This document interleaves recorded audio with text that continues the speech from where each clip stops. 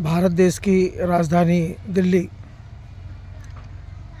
दिल्ली से बीके हिंदुस्तानी YouTuber, national media foundation नई दिल्ली, समूह पत्रकारिता परिषद नई दिल्ली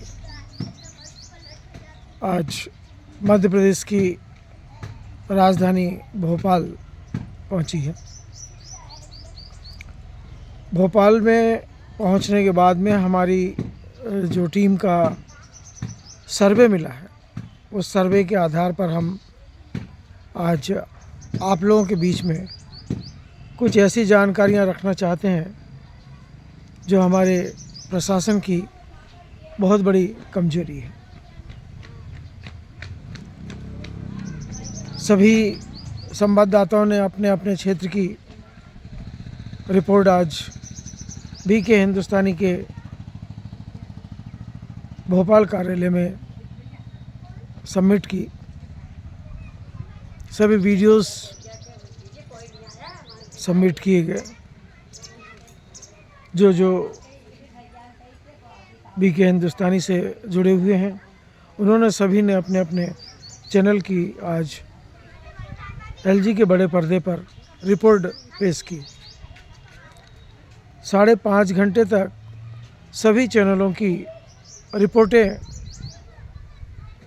भोपाल कार्यालय में बैठकर देखी गई और नरेंद्र मोदी जी का 1 घंटे से भी ज़्यादा का लोकसभा में सांसदों को अपने देश के गौरव की बात सुनी, समझी, बहुत अच्छी लगी। वो अपनी जगह सही है, उनका वक्तव्य भी अपनी जगह सही है। प्रेस के ऊपर भी बात हुई, पत्रकारों के ऊपर भी बात किया उन्होंने। तो सबसे बड़ा विषय है कि आज कलेक्टर को बैठने के लिए कलेक्ट्रेट ऑफिस है, एसडीएम को बैठने के लिए तहसील में एसडीएम कार्यालय है, नायब तहसीलदार को बैठने के लिए उसका ऑफिस है, आरआई पटवारियों को बैठने के लिए उनका अपना एक कार्यालय है।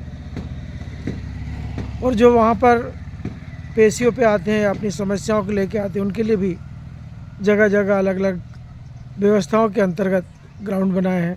कहीं पार्क बना दिए गए हैं, कहीं झावदार वृक्ष लगा दिए गए। जैसा प्रबंधन रहा वैसी व्यवस्था कर दी गई है।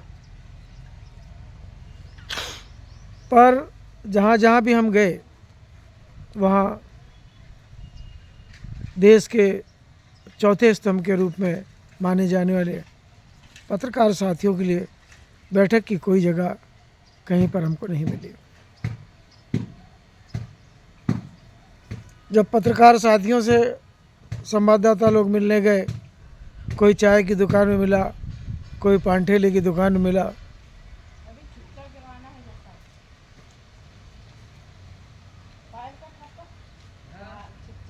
और कुछ अपने रिश्तेदारों के यहाँ मिले, कुछ के अपने स्वयं के कार्यालय वहाँ मिले।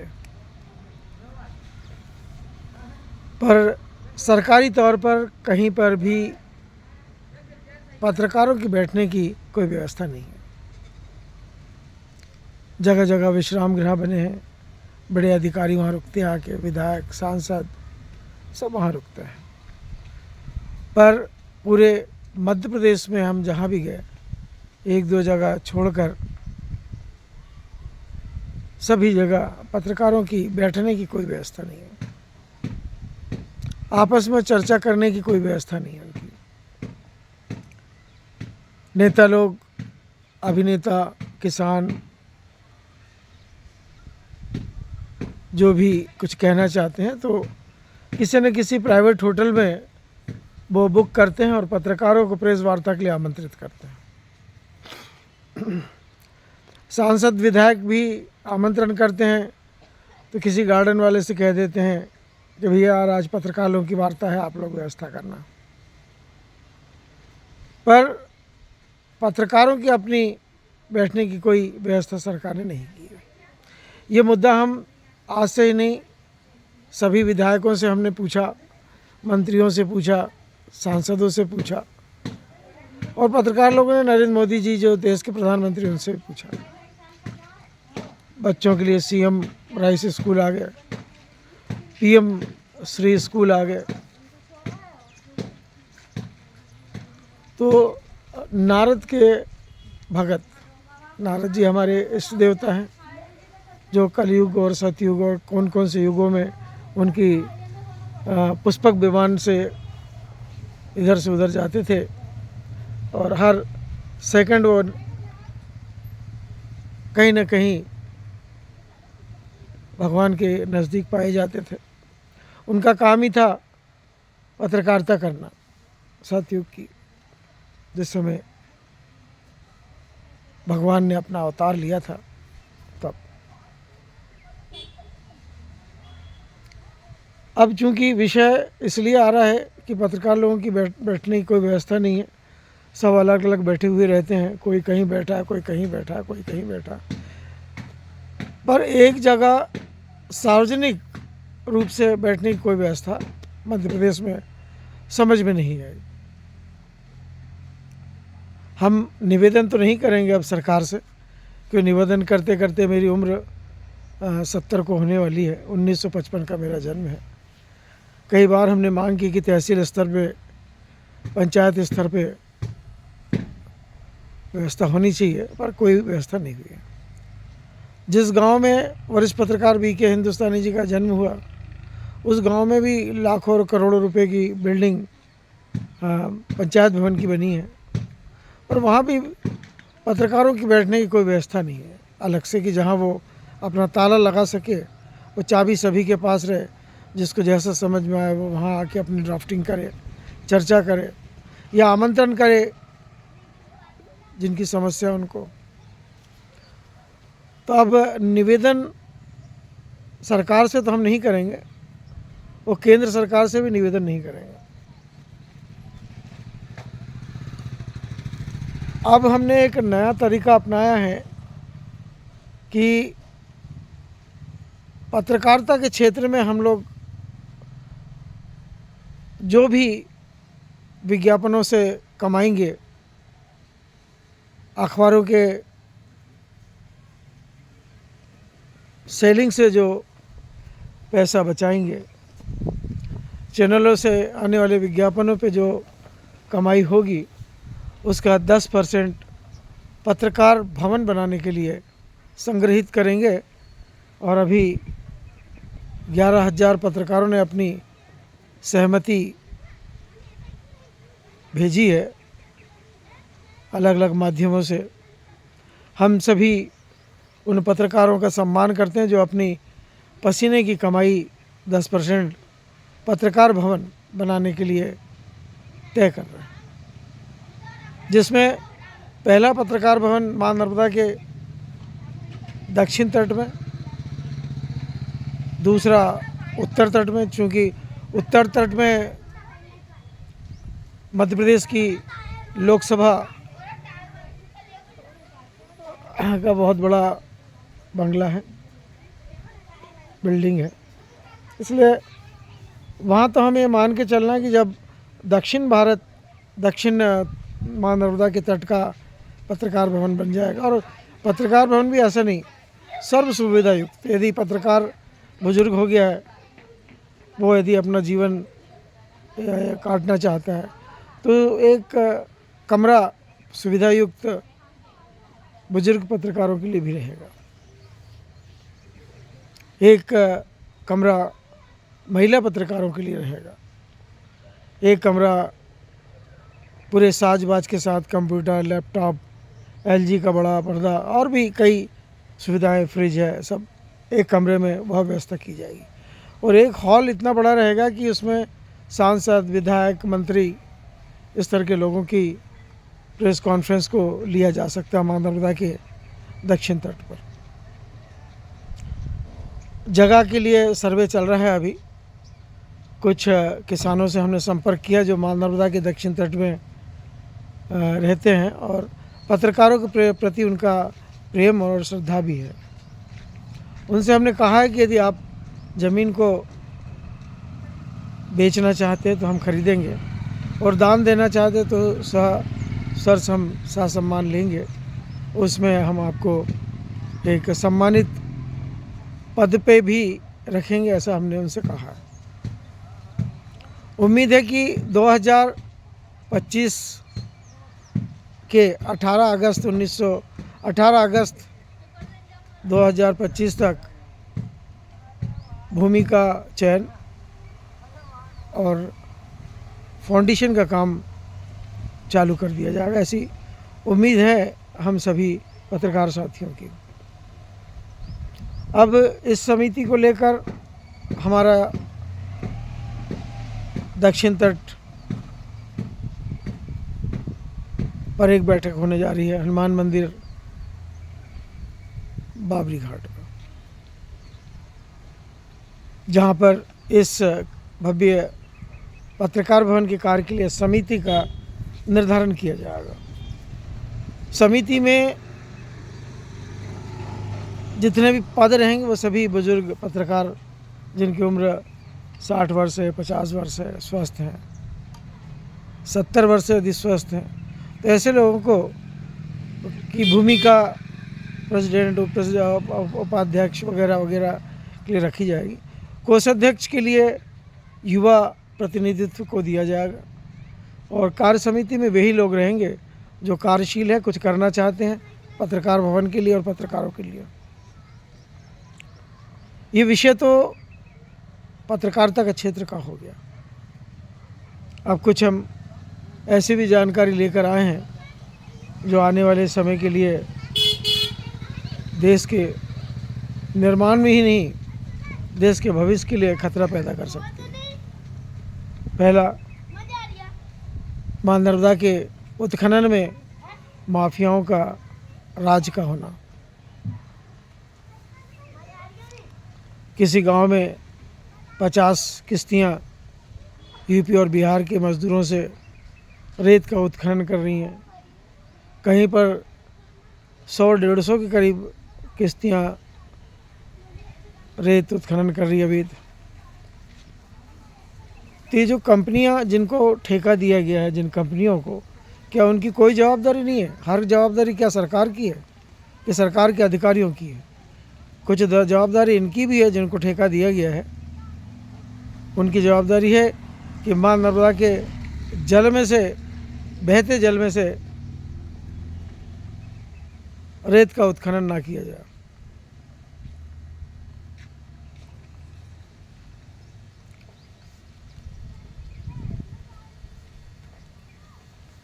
एक तो उन किश्तियों से, इंजनों से निकलने वाले धुएं से प्रदूषण, कई इंजन लीक करते हैं उनका डीजल, और कोई थूक रहा है, कोई मां नर्मदा के किनारे में गंदगी कर रहा है, और पता नहीं दूसरे प्रदेशों से कौन कौन सी बीमारी लाकर नर्मदा जी में इन लोग धो रहे हैं। तो मेरा लोकसभा के सभी सांसद महोदयों से, विधानसभा पूरे प्रदेश की, उनसे, विधायकों से निवेदन है कि यदि मां नर्मदा को प्रदूषित कर दिया तो ये मान के चलना पूरा देश प्रदूषित हो जाएगा। दिल्ली तो है ही है, देश की राजधानी प्रदूषित होगी, क्योंकि काम नहीं किया जा रहा है। पेड़ लगाना चाहिए, पेड़ लगाते हैं, वाहन बढ़ जाते हैं, वाहन के साथ में जगह जगह प्लॉटिंग्स हो रही है, जहाँ गेहूँ पैदा होता है वहाँ पर बड़ी बड़ी कॉलोनियाँ बसाई जा रही है, बड़े बड़े फैक्ट्रियाँ डाली जा रही है। ठीक है, फैक्ट्रियाँ लग रही, उससे मज़दूरों का स्तर सही होगा, और मशीनें भी ऐसी आ रही हैं जिसमें एक ही ऑपरेटर 100 मज़दूरों का काम कर रहा है। अभी रेत उत्खनन में मज़दूरों की भूमिका ख़त्म हो गई है, सभी काम मशीनों से हो रहा है, जबकि कोई अनुमति नहीं है उनको।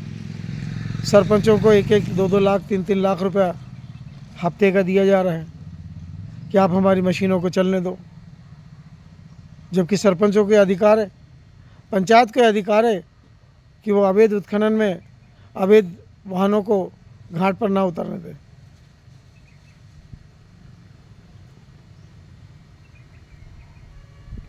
पूरे प्रदेश के अंदर में जहाँ जहाँ भी हम गए, हमारी टीम गई, वहाँ पर लोग ने खुल के कहा कि हमको तो पैसे से मतलब है, माँ नर्मदा में क्या हो रहा नहीं हो रहा उसको हमें कोई लेना देना नहीं।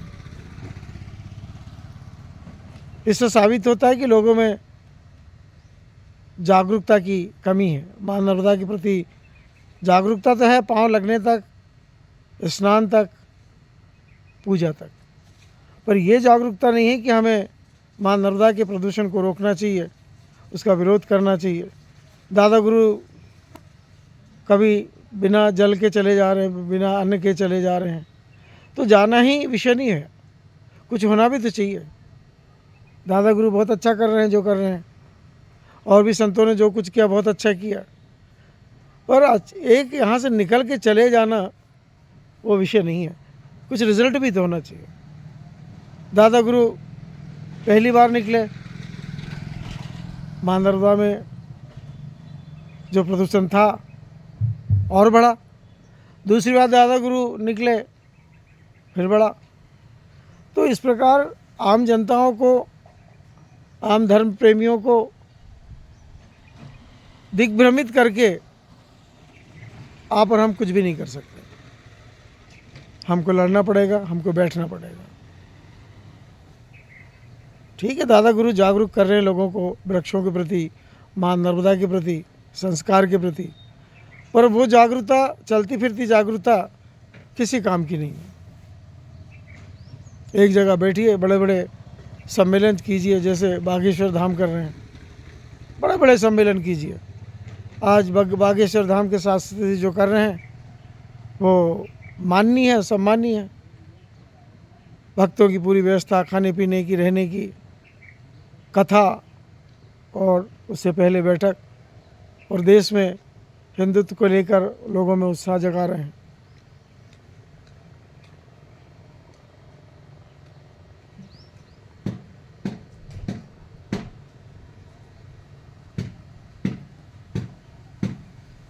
बड़े बड़े अधिवेशन कीजिए। तो मेरा दादा गुरु जो कर रहे हैं मैं उसका विरोध नहीं करता हूँ, उसका सम्मान कर रहा हूँ, और किया है मैंने मेरे गांव में।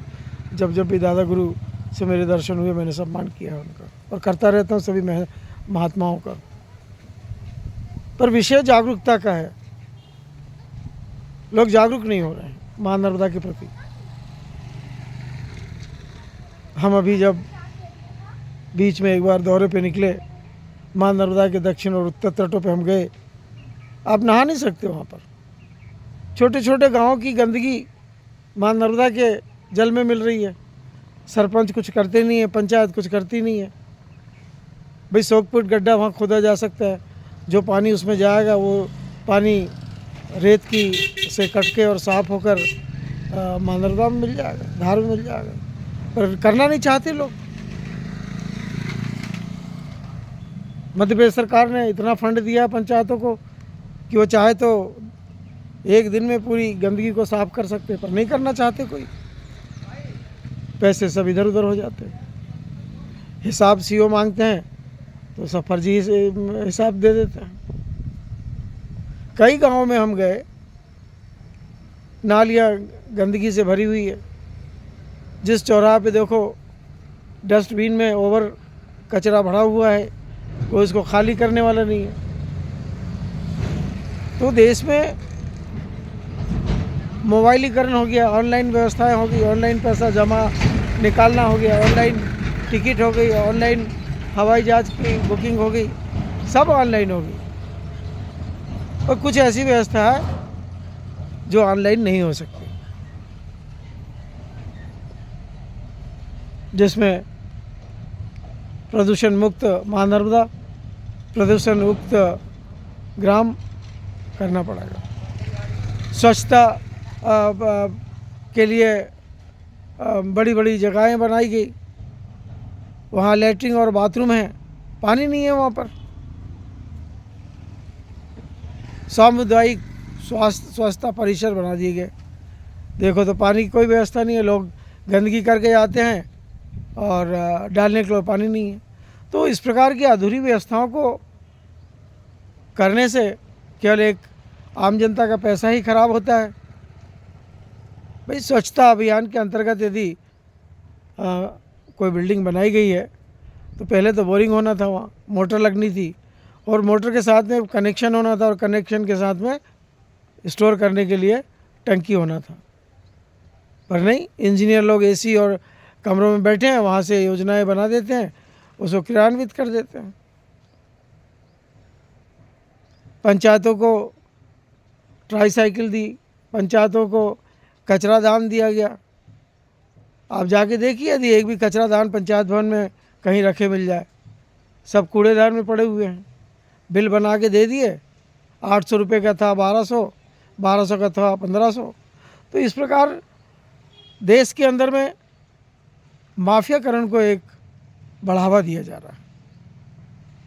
अधिकारी हैं वो भी आते हैं, एक जेब में लेके चले जाते हैं। पत्रकार लोग हस्तक्षेप करते हैं तो उनके साथ अभद्रता की जाती है, उनके परिवार को परेशान किया जाता है। ऐसे कई ऐसे प्रकरण आए जिसमें कलेक्टर लेवल के अधिकारियों ने भी पत्रकारों की फैमिलियों को बिना कारण के परेशान किया। तो मैं नरेंद्र मोदी जी, जिनका मैं दिल और जान से सम्मान करता हूँ, और इस कड़कती ठंड और शीत लहर के बीच में उनसे निवेदन नहीं करूँगा। मैं उनसे कहना चाहता हूँ कि देश में यदि आपको पारदर्शिता लाना है तो माफियाकरण के ऊपर में आपको कंट्रोल करना पड़ेगा। अब हम निवेदन नहीं करेंगे, ना तो एसडीएम से, ना कलेक्टर से, ना प्रधानमंत्री से, ना राष्ट्रपति से और ना ही मुख्यमंत्री से। उसका कारण है हम अपना खून जलाकर, भूखे रहकर, समय का उपयोग करके पारदर्शिता देने की कोशिश करते हैं और सरकार हमारी व्यवस्थाओं के ऊपर ध्यान नहीं दे रही है, हमारी आवश्यकता के ऊपर ध्यान नहीं दे रही है। बहुत से ऐसे पत्रकार हैं जो रिटायरमेंट के बाद में उनके पास में खाने के लिए रोटी नहीं है, रहने के लिए घर नहीं है उनके पास में, क्योंकि पूरे जीवन भर उन्होंने पत्रकारिता को एक मिशन की तरह संचालित करके रखा। और जो पत्रकार केवल व्यापार की दृष्टिकोण से पत्रकारिता में आए, आज करोड़ों की बिल्डिंग है, उनके पास करोड़ों की संपत्ति है, पर जिन लोगों ने पत्रकारिता को मिशन मान के रखा, आज उनके पास कुछ भी नहीं है। हमारी टीम में 60% ऐसे लोग हैं जिनके पास में उनके खुद के घर नहीं है, उनके खुद के कैमरे नहीं है, उनके खुद के साधन नहीं है। पूरी व्यवस्थाएं संगठनों के माध्यम से हो रही है उनको। भारतीय पत्रकार संघ, विक्रम सेन जी राष्ट्रीय अध्यक्ष, नेशनल मीडिया फाउंडेशन नई Delhi Rajendra Jain ji, Malwa Shramjeevi Patrakar Sangh Salabh Bhadauria ji, MP journalist union Radha Ballabh ji, और भी कई संगठन हैं जो पत्रकारिता के क्षेत्र में पत्रकारों के मन में संगठन के माध्यम से मिशन पत्रकारिता के ऊपर जोर दे रही है। आज पूरे देश में झोला छाप मीडिया, गोदी छाप मीडिया, ये क्या चीज़ है? ना तो झोला छाप मीडिया होती है और ना गोदी मीडिया होती है। सब भ्रमित करने का, पत्रकारिता के क्षेत्र में चलने वालों का अपमान करने का एक राजनीतिक स्कैंडल है। ये झूठ है बिल्कुल कि कोई गोदी मीडिया है, कोई झोला मीडिया है, बिल्कुल गलत है। और यदि है तो उनको हम पत्रकार नहीं समझते, उनको हम पत्रकारिता के क्षेत्र का युवा पुरुष नहीं समझते हैं। इसलिए मैं केंद्र सरकार और सभी देश की प्रदेश सरकारों से निवेदन करता हूं कि पत्रकारों के जीवन के बारे में यदि आप सोचोगे तो हिंदुस्तान का जीवन फिर सोने की चिड़िया बन जाएगा। और पत्रकारों के साथ में उल्लुओं की तरह व्यवहार करोगे, गधे और घोड़ों की तरह व्यवहार करोगे, तो हमारा देश नरेंद्र मोदी जी के कितना भी हवाई जहाज़ से उड़कर विदेश जाने से सोने की चिड़िया नहीं बन पाएगा। इन्हीं शब्दों के साथ मैं वरिष्ठ पत्रकार बीके हिंदुस्तानी मध्य प्रदेश की राजधानी भोपाल के बीके हिंदुस्तानी के कार्यालय से जय हिंद, जय भारत।